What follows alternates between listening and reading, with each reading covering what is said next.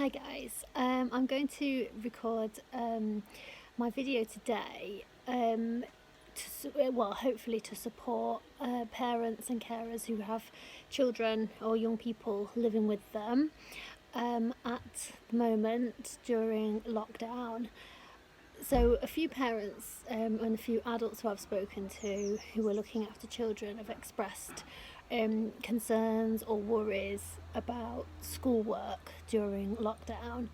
So my usual disclaimer is that I'm not saying I have all the answers to everything, but I'll just share with you my thoughts about schoolwork during lockdown based on the kind of approach that I would take with children. So every single one of us is going to be living in a different family situation at the moment, and I know a lot of us might be experiencing stresses that are in addition to the lockdown. So some of us have ongoing mental health concerns, either for ourselves or for our young people.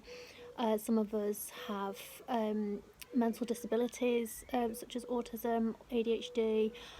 Some of our children might have those conditions as well.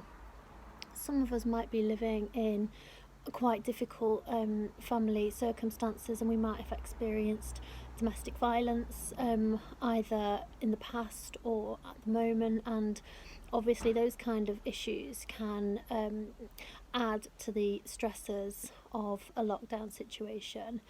So if we took a family I doubt this family exists, but if we took a family that was in perfect mental health, perfect finances, no added stresses or strains, and put them in a lockdown situation, they would still experience certain levels of trauma because we're imposing a new situation on them that they've never experienced before, and conditions that mean that they can't leave their home as often as they'd like to, if at all. For some of us are in complete lockdown. So even if we had the perfect family and perfect mental health, there would still be stresses experienced because of what we're going through right now. So if we add into the mix some of the situations that I've just described, and there are many, many more that can add extra stress to us at this time, then we're not going to be feeling, the last thing that we're going to be feeling like doing is pushing out of our comfort zone to do any learning.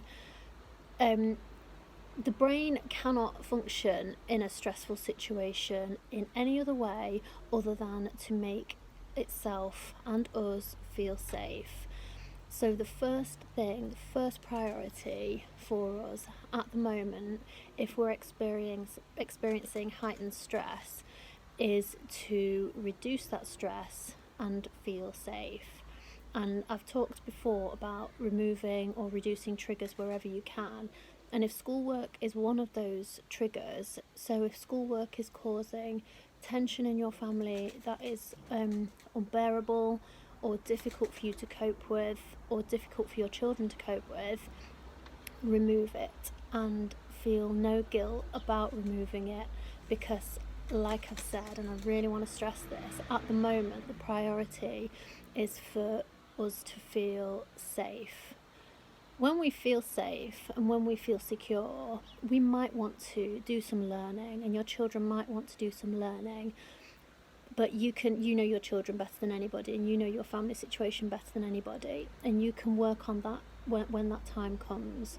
But stressed people don't learn. So if you're trying to force your children to learn something and it's creating a lot of anxiety and a lot of anger outbursts, it's very important that we deal with the emotions first. We deal with the emotions that your children are experiencing.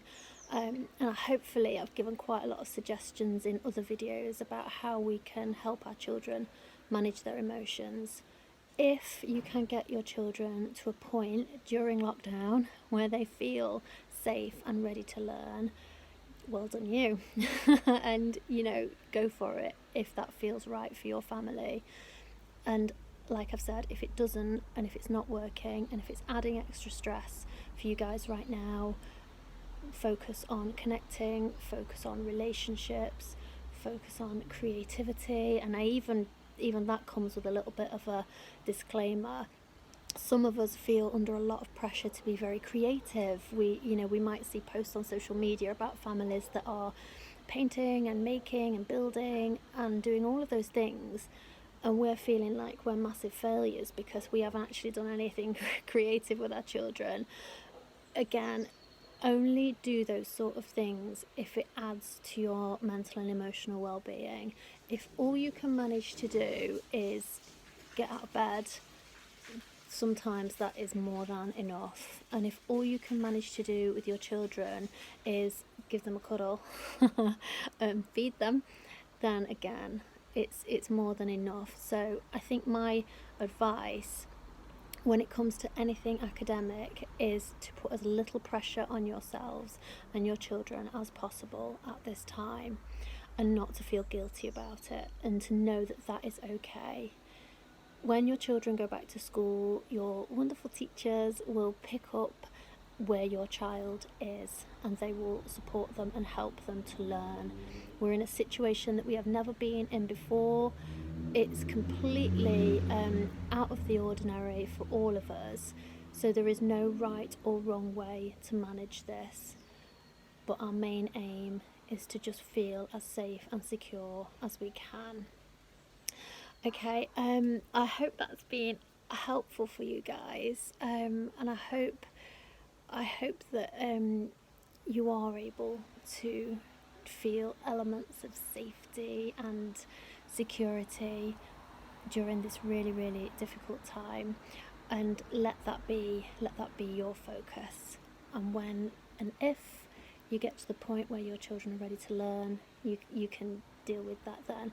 One more thing that I will say is that if your children are primary school aged, they will learn through playing anyway. So if your children are playing, if they are playing with their toys and creating like stories and games with their toys, you don't need to be getting involved with that.